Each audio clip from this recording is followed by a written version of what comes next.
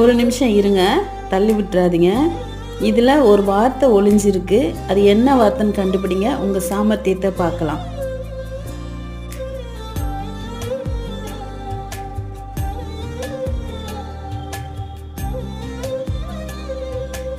கண்டுபிடிச்சவங்க comment பண்ணுங்க. உடைந்த பாத்திரம் நான் எதற்கும் உதவாதவன், ஒரு குழைந்த பாத்திரம் நான் எவரும் விரும்பாதவன்.